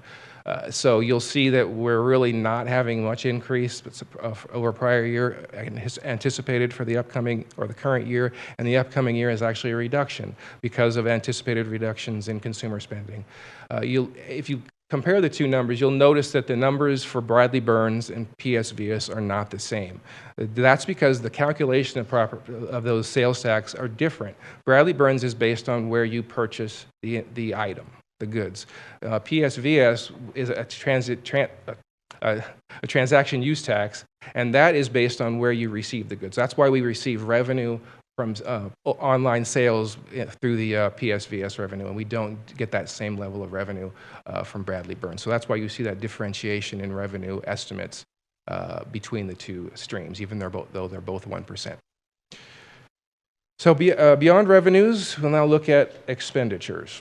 So this chart table presents a comparison of the approved budget for this current fiscal year and what we propose to expend by department in the upcoming fiscal year. Again, you'll be provided a more in-depth detail by department at the budgetary workshops in May and June, but what you'll see here is that we have a budget expectation of $401 million compared to $372 million last year. That's a $29 million increase. The biggest drivers, City Manager Clegg touched on them, relate to our self-insurance rates for workers' comp liability, our equipment costs, the cost of maintaining our equipment and purchasing new equipment has gone up drastically, and of course, I think we understand salaries and benefits are going up. So those are the three main drivers. We'll probably get a little more detail of that in a few slides, but first let's kind of visually look at that breakdown by department. I really wanted to focus on the fact that in our general fund, we have, again, a $401 million anticipated ask. The majority of that is for public safety. The blue and red sections of that pie show that over 56% of the general fund is set aside for public safety operations. The next largest departments are Public Works and Recreation Parks at 8% and 9% respectively. And now this table provides a little more detail about that $29 million increase. There was an ask about really giving us that detail. So what you see in the top section shows that that comparison of 372 compared to $401 million, but it breaks it out between our standard, which you would call standard general fund, and our PSVS general fund dollars. So what you see here is in our standard general fund, we expect to have an increase of $22 million. And in PSVS, we're expecting a $7.4 million increase. That increase is broken down in the lower section. So again, I talked about those three main drivers: salaries, benefits, risks, and equipment rates. So in the general fund, you'll see that we have an increase in salaries of $5 million. We have an overtime and what's called callback, which is related to overtime, increase of 3.6. We have increases in pension costs of 2.2. And again, the biggest driver of our increases are right there, the risk rates. The cost of insuring city operations has gone up dramatically. So what you see here in the general fund alone, we have a $5.4 million increase in our risk rates. And equipment rates, again, the cost of maintaining our equipment, the cost of servicing our equipment, fuel, inflation has driven those up, as well as the replacement cost of those pieces of equipment have increased our rates that we charge by $6.3 million. So in the general fund alone, of the $22 million increase in the general fund, $20.1 million of that is in those 5 sections or those 5 areas of operations. Similarly, with PSVS, what you see there, again, salaries and benefits, overtime, those types of cost drivers have gone up about $3 million in total. Risk rates, equipment rates also went up, and again, that's about $1.5 million. And in addition to that, that's not really didn't touch on it yet, but there was a significant increase in the operations of BLNC because of the expansion, because of cost escalations. We see a $1.4 million increase in BLNC operation costs. So all those 6 types of transactions or types of expenditures, that $6.2 million there makes up the total of 7.4. So again, really to focus in on the fact that what are the driving factors of our cost increases, and those are really laid out there for your information. Again, this really breaks out those increases again with that focus on public safety. So those blue sections of the pie really are those areas I talked about of how much those increases we were seeing in the general fund. So when you look at that, public safety increases are $20.6 million of the $29.4 million in increases. The rest of it are the green bar, the green pieces are the other operational costs within the general fund. But again, over 2/3 of the budget increases in the general fund relate specifically to public safety costs. And then you could pull out your calculators already, but I talked about revenue, I talked about expenditures. So the purpose of this was really, in the past, what we've done is we've presented council with a budget that is in essence complete. We always have to make adjustments. We always have to look at other sources of revenue to close the gap. What we're doing today is really presenting council with the fact that there is a gap and giving you the opportunity to see the options we often take outside of council to close the gap. So we had $390 million. We have $401 million in expenditures as a shortfall of $10 million. And these are the options that we are going to lay out for you. I'm going to pass it back to the city manager for his discussion on these.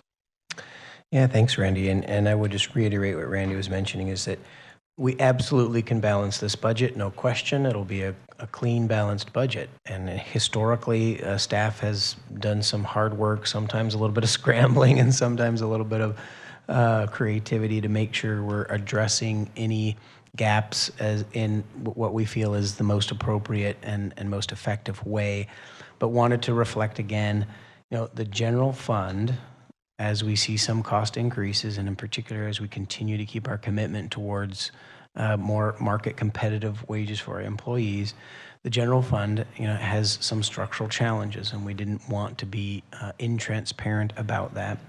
And I think, and again, in fairness, I've heard some stakeholders in the community ask two clear questions. They say, what are we putting in the general fund that's increasing its costs that are, creating strain on the budget? Not much. It's pretty much the exact same level of service as I mentioned before. It's just those costs are going up, and the margin was already very narrow. Also, sometimes folks say, well, could we, instead of funding from transient occupancy tax, instead of funding from one-time sources or PSVS, can we fund this program or project out of the general fund? Part of our reason of bringing this up is that there's no additional revenues or resources in the general fund to add or new programs or pick up certain costs. It's just the reality of pursuing Measure N was that the general fund resources were exhausted, and our ability to continue to make new moves like homelessness and economic development and catching up on our streets and parks. We're very fortunate with the ability with PSVS to do that, but also maintaining our essential services continues to be a challenge solely through the general fund. And so you'll see there on the screen several different options. Of course, we identified in the budgeting process with PSVS certain projects that if we addressed general fund overall operating challenges, we could forego certain projects in PSVS and use that funding to address the gap. Also, we have our transient and occupancy tax is not a restricted revenue source. We've typically spent that on capital projects. There are portions that go towards Visit Bakersfield and portions that go towards funding the arena operations. But the balance of the TOT tax goes towards our capital projects. That's how we've kept up on some of our city facility challenges prior to the PSVS tax. Those operating dollars, and that is an ongoing operating amount, it's not a one-time amount, could be used to help address the overall expenditures needed in the general fund. We do have one-time resources, so we have reimbursed already $15 million against activities in support of ARPA-eligible programs. And so we have $15 million in one-time funds today that could be used in that gap. And then finally, I think it's worth pointing out that some folks say, well, can we cut back someplace? Can we reduce some of our costs to address the gap? I would reflect for the council that we asked departments to develop flat budgets, no increased budgets. That's the request that we made of departments. But this was for discretionary funding lines. When it comes to utility costs, that's outside the control of the city and our departments. When we look at some of our internal service funds, those typically aren't considered discretionary costs for our departments. We essentially levy those rates out to the departments. And then we looked at, of course, anything that's been agreed to in our labor agreements with our labor partners as required expectations. And so there was very little left in those discretionary amounts for the departments. It's office materials, it's professional services, training for city employees. And we saw across the board that departments were not able to even reduce some of those discretionary accounts. They tend to be the smaller accounts, office supplies, trainings. Those are smaller accounts than our larger personnel line items. And so departments did make some adjustments to mitigate costs as much as possible. But there's very little discretionary room to make cuts in the budget. So any further cuts would be cuts to actual programs, employees. The other thing I would note there that's in parens up on the slide, reductions to our internal service funds. Historically, there have been tight years where the city has foregone some of those risk payments and equipment payments into those funds. The reality, though, is that kicks the can down the road. Those continue to be future liabilities that we have to pay at some point, and we increase our unfunded liabilities in those funds if we forego some of those payments. And so I struggle when we're adding some programming to address our priority projects through PSVS to cut either our internal service funds that continue to actually, they're not fully funded today, to further erode those fund balances, or to cut essential services doesn't make sense to me while we're adding certain things in some of our new strategic programs. Lastly, I do want to encourage council to consider that there are some other additional ongoing revenue sources. I'm not talking about tax measures. I'm not talking about bonds. I'm talking about there are certain programs that may be a fee for service that we have not pursued historically. Just as one example, we know that there are fees that our fire and police can collect for responding to accidents, and there's actually charges that are collected against insurance holders by their insurance companies that they charge us as clients in the event that we have an accident and police or fire come and respond. And we're not we have not historically collected those monies from insurance companies. So we're being thoughtful about looking at what are some of these potential revenue sources. I don't recommend to council that that's going to balance this budget. We can't put a projected cost that's not well researched and locked in.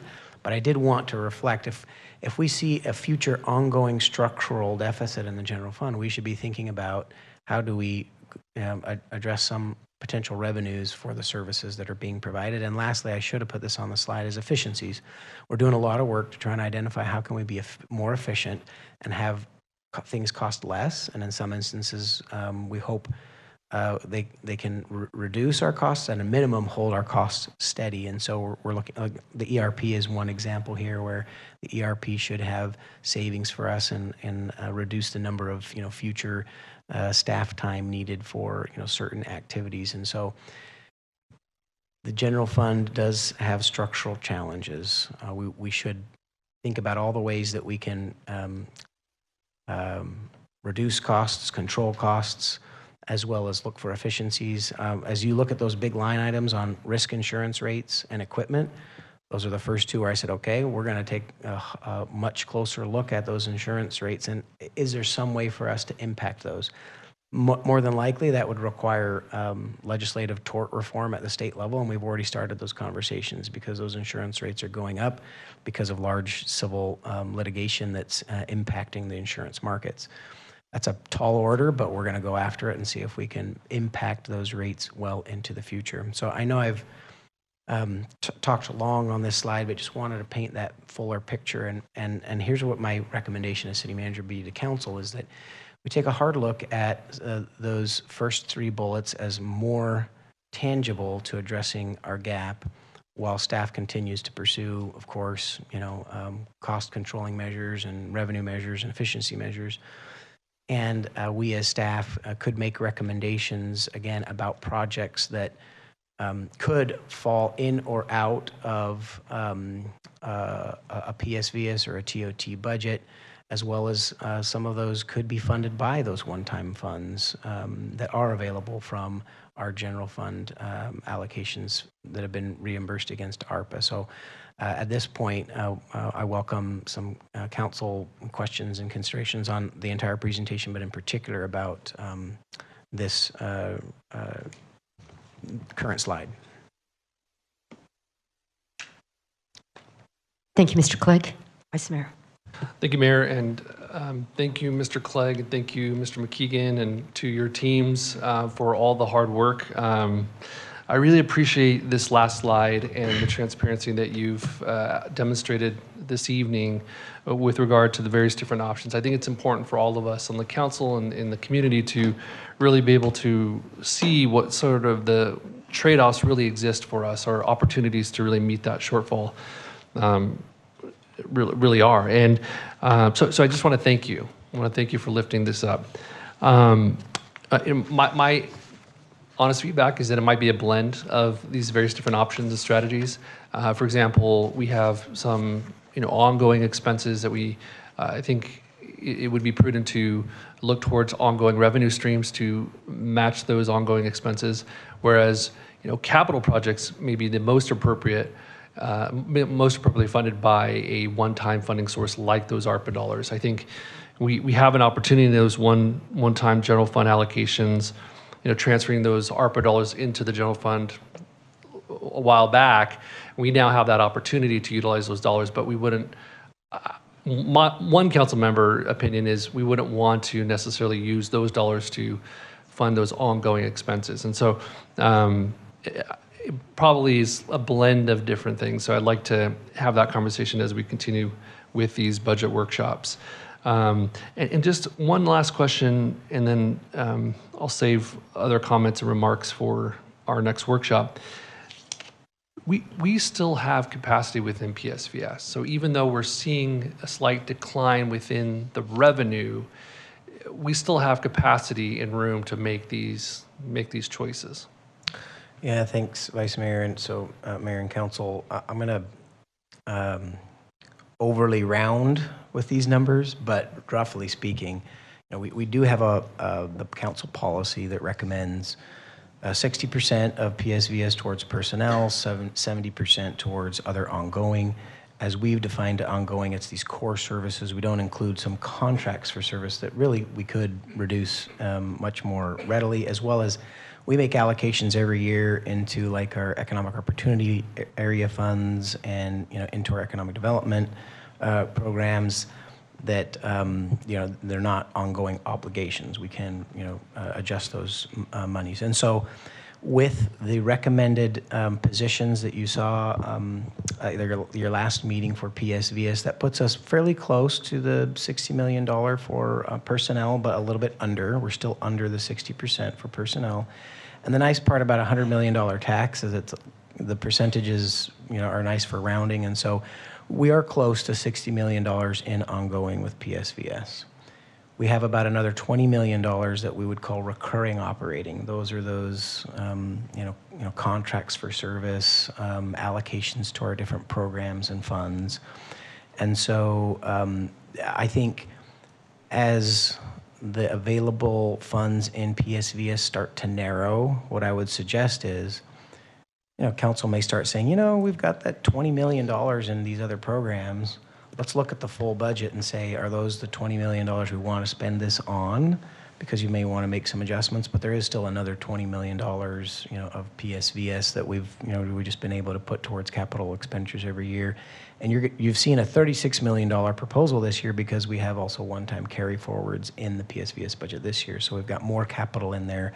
That's beyond the $100 million capacity. But yes, we have about $60 million in ongoing and about $80 million in total just operating with still $20 million of one-time capacity. Thank you. Thank you, Vice Mayor. Councilmember Weir. Thank you, Mayor. As fast as we went through these slides, and it was rather quickly, one area just caught my eye as we were going through it, and that's executive. Because executive is up by 200% basically.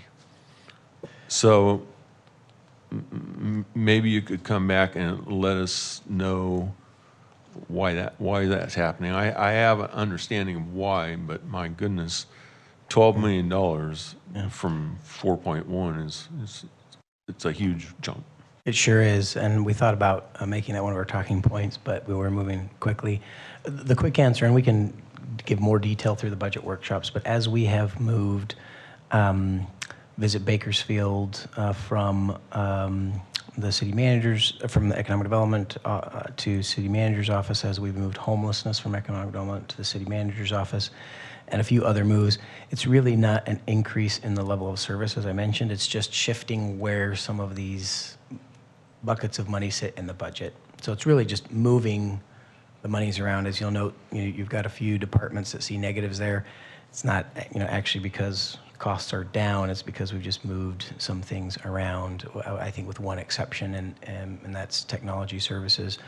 But it's just a shifting of where the monies sit. We actually haven't increased those services in that executive group. So do we expect the executive is going to continue to grow? I think not significantly. What I would say is we've made some targeted growth in both leadership as well as mid-level management in the last couple of years. The first couple years of PSVS were largely around frontline employees. We made some targeted growth there, but I don't expect to see more than, you might have a 1 or 2% here and there. But the particular growth there is just in reorganization, and I don't see long-term growth over that line item. Where was the homeless and stuff before you rearranged it? It was in economic and community development.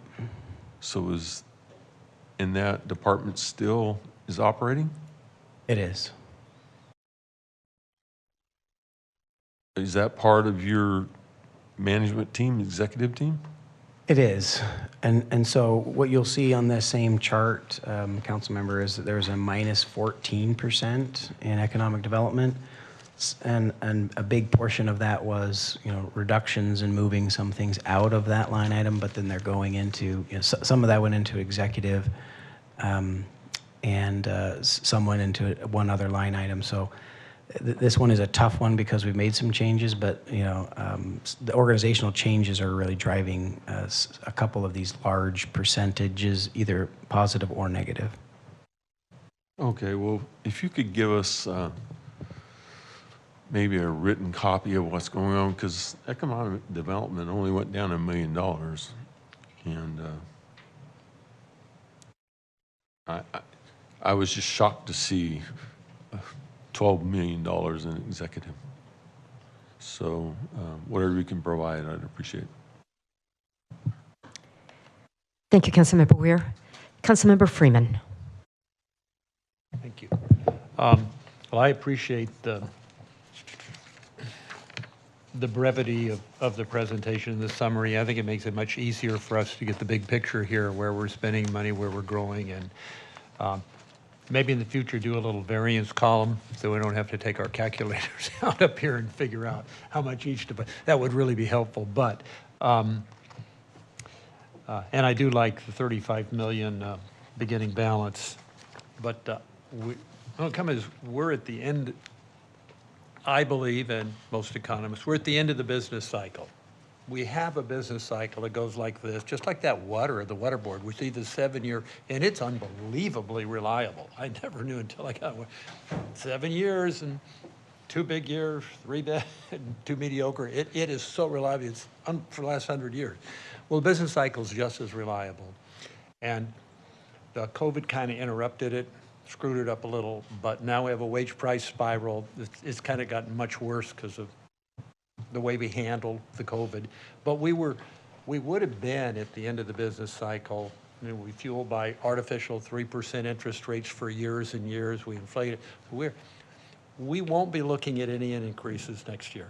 Okay, it's all going to be flatlined. You're already seeing it starting to drop. So property tax, everything's going to be flatlining, and our costs will continue to go up because we are in a wage price spiral. We just guaranteed 5% increases, and that's throughout. And you showed us insurance is up, fuel is up, everything.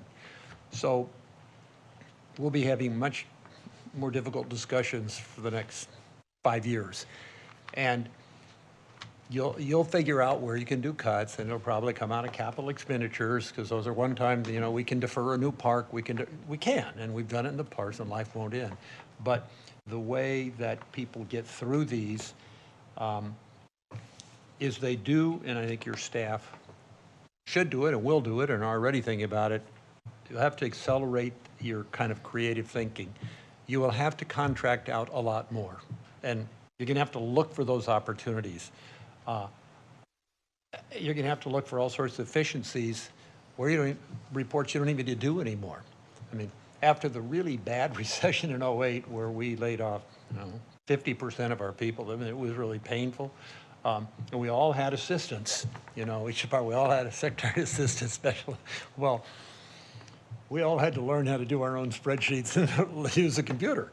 Well, afterwards, instead of 12, we had 2.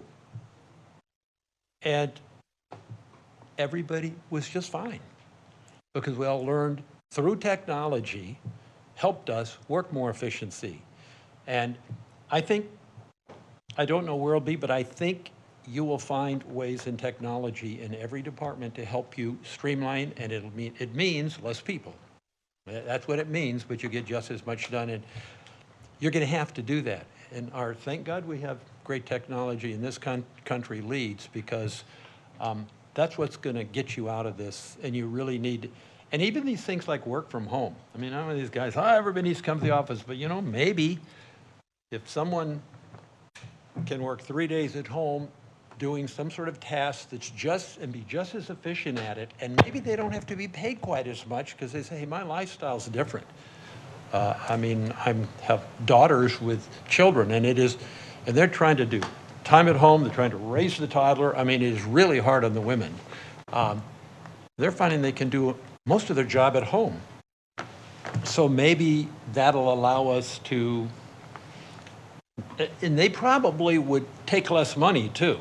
I mean, it would say, if my lifestyle and childcare, and I improve my lifestyle, not a lot less, but maybe they make 5% less. There may be trade-offs in lifestyle for people through the technology we have, and it's improving every day. So I just think you're going to have a wide open look at all the ways we can work more efficiently and reduce costs, because I think you're going to have to, but I think you'll be able to do it because you'll have to. For one thing, necessity, some other invention, you will figure it out. I'm just saying, really look at the technology that can help you save, hate to say it, but save bodies. But I think you can do it, and you're going to need to, because we're not going to be talking about your revenues aren't going to be going up 30 million next year, okay? They're going to be flatlined at best, and that's with inflation, so they're really going down 5%. And the costs are still going to be a challenge. So it's probably going to happen in the next 5 years because we go in cycles. But my point is, I think it's going to happen, and I think you can meet the challenge and get everybody thinking that way, because there are all sorts of creative things you can do, and I think you will do them. So yeah, thank that's you, my Councilmember. comment. I know it's just a general statement, but I would respond, though, Councilmember Freeman. I appreciate your comments, and I agree with you that we've assumed in our long-range forecasts, which again are estimates based on assumptions, but we've assumed very flat revenues for the next couple of budget cycles with slight ticks up, in the out years. And so we really are looking at this structural issue to say we want to address this, early in the process, and that we are going to have to, find a lot of efficiencies, and some of the one-time monies we're proposing this year, or some of those contract for services, is to spend a little money now to get a bigger return on those efficiencies to save more money later. Thank you. And now, Vice Mayor. Motion to receive and file. Motion, please cast your votes. Oh, actually, I think we need roll call because we still have one that's not working.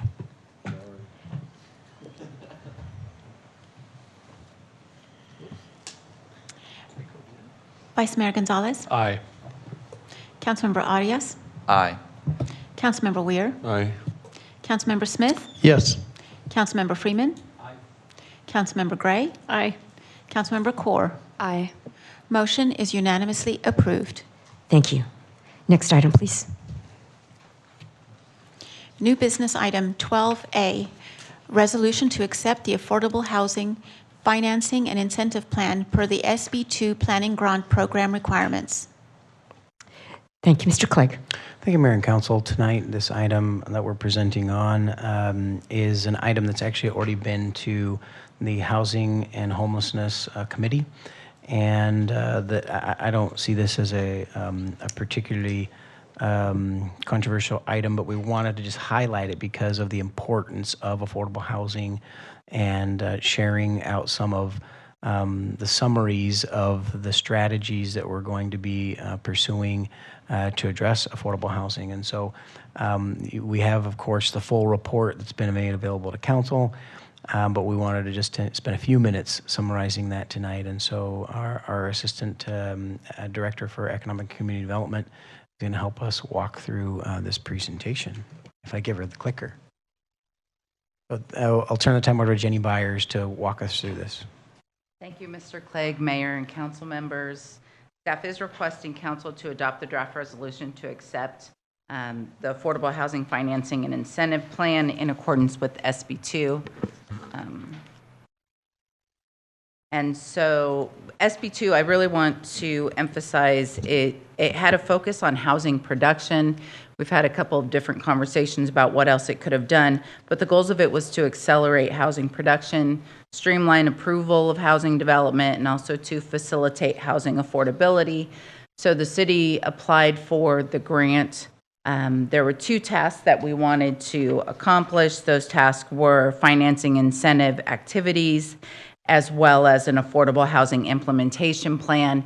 It was all wrapped up into our affordable housing strategy. We did quite a bit of community engagement for this process. We created a web page. We had materials in English, Spanish, and Punjabi. There were 4 focus groups that had in-person meetings, an online meeting.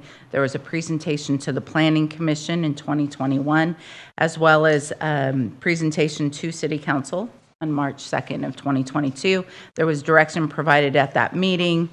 There was also a community survey that was made available, and then there was a community workshop held on April 27th. And again, all of these materials have been made available in English, Spanish, and Punjabi. The website is still on our page in case you're curious, and the strategy is available there. So there were 4 strategies with 21 action items. Strategy 1 was a toolkit to increase affordable housing production. The first item was to establish a long-term affordable housing trust fund.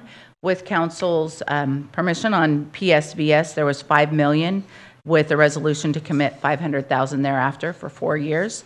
And that created our Affordable Housing Trust Fund. And what that did was made us eligible for other funding sources. And so really it's a matter of layering a variety of funding sources. We were eligible to receive funds through the Local Housing Trust Fund, and we've further leveraged that with PLHA. We've also applied for Home ARP. A NOFA was done with this variety of funding. There was $11 million that was allocated for affordable housing development last year. We're getting ready to release this year's NOFA, and it looks like that's going to be about $16 million. And so all of that started by City Council capitalizing and making an affordable housing trust fund. So we have a little check mark there. We are going to be working on an impact fee mitigation program. There's something we're going to be taking back to the Budget and Finance Committee in June. It was a conversation that we had last month about impact fees and deferral and those type of things. And so that's something that we're working on currently. There's an ADU incentive program, and there was quite a bit of work done in the affordable housing strategy for ADU. Not only an incentive program, we do plan to bring that back to Budget and Finance in June as well, but there's been pre-approved ADU plans. So there are 21 plans that were submitted to the building department that somebody could come and just pull those plans. It's a very quick process. There will be a site plan required, but it gets somebody about 85% of the development process. There was an ADU guidebook created, a web page that we're ready to go live with, as well as an ADU calculator. And then we have some things to show on that. So our incentive program that was identified in the plan is to pilot a fee waiver program. I was just talking about how we leveraged grant before. PLHA is the permanent local housing allocation, and that's that $75 fee that now gets charged on all real estate transactions. A portion of the funding was set aside. 25% of our annual allocation has been set aside to increase ADU program or ADU construction. And then there's also, we're looking to partner with a local lender such as Valley Strong, which is a community development financial institution, somebody that understands what our local market is looking to do in the creation of ADUs. This is a mock-up of our webpage that I just said was ready to go live. It has a lot of very useful information in it, including the guidebook. The guidebook is really kind of interesting. So in one of those keys, it has the key information, like how long does it take to build an ADU? How long does it take to go through the process? What do I do? How much will it cost? There's an ADU calculator on that page. And so you'll put in the type of ADU that you want to do. There's 3 types. You can attach it to your home.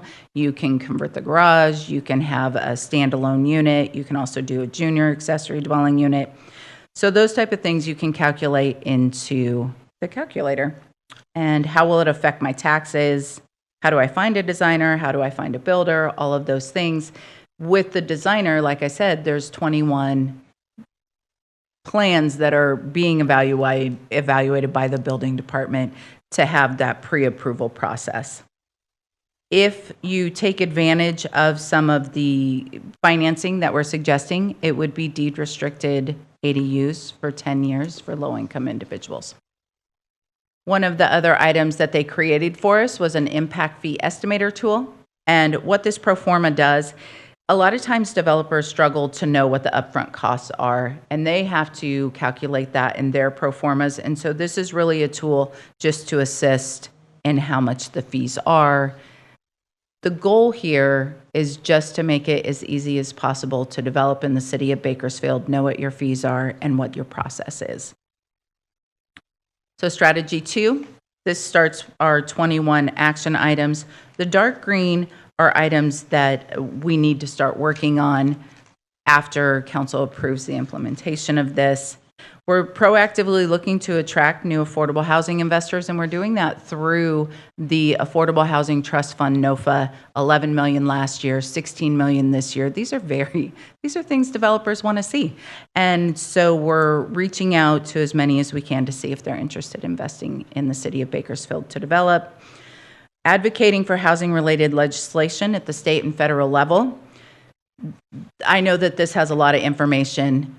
Mayor Go is very involved in the big mayors, and so we have a lot of advocacy happening right now at the state and the federal level.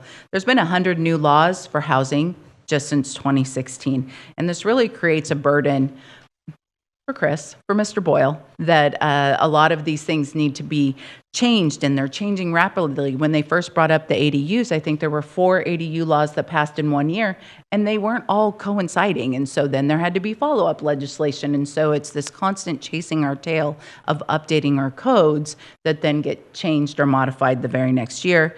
CEQA cost, as you know, is quite expensive, and so a lot of the conversations have been towards by right development, which then eliminates the CEQA process. State interjects into local housing ordinances. We discussed earlier tonight, or Mr. Boyle discussed earlier tonight, the housing elements and all of the challenges in working through that. But Bakersfield also has state legislation positions, and so I've included that in our information here and can be made available. So strategy 3 is to increase the supply and access to affordable housing by making housing easier to build. Really, this goes back to the earlier conversation about what the housing element is doing, making land by right developable, identifying what, and increasing our R3 zoning. We are actively reviewing and amending the zoning code and applicable design guidelines, exploring opportunities for shared parking, conducting an analysis of infill development capacity and feasibility in the downtown. So the way that those are being done, general plan update and current housing element, very huge topic of conversation with development services currently. We're working with Econ Northwest now, so they completed the affordable housing strategy, and then we turned right around and started working on the downtown housing study, and that's looking at infill development capacity. Do we need to also be looking at zoning, Mr. Boyle has already made some changes to the parking ordinance in downtown. These are all ways to incentivize development. And then strategy 4, I feel bad because I'm like, oh, look at all of this great work that Mr. Boyle needs to do now. But strategy 4 is to support programs and funding to incentivize and assist in affordable housing production. Action 4-2 is use the local affordable housing trust fund to leverage private investment in state and federal funding. And that's what I've talked a lot about. City Council has utilized PSVS for the Affordable Housing Trust Fund, which then we use to leverage the local housing as well as our PLHA and some other funding sources. So that is my presentation on what we're doing with the Affordable Housing Strategic Plan. I'm happy to answer any questions. Thank you, Ms. Byers. Mr. Clegg, anything further before we go to council? Thank you. Vice Mayor? Thank you, Mayor. Thank you, team. Let's build more housing units more quickly, more cheaply, now. And with that, I want to make a motion to adopt the resolution accepting the Affordable Housing Financing and Incentive Plan in accordance with SB2 grant application scope of work and direct staff to implement the deliverables. Thank you. I don't see any requests to speak, so Madam Clerk, would you please call the roll for the vote? Vice Mayor Gonzalez. Aye. Councilmember Arias. Aye.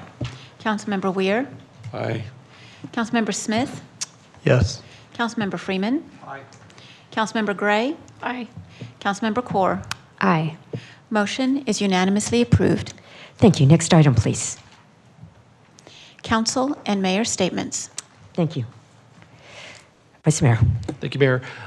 Colleagues, we've seen a number of incidents related to window smashing and other property crime in the downtown and Old Town Kern area over the last few weeks.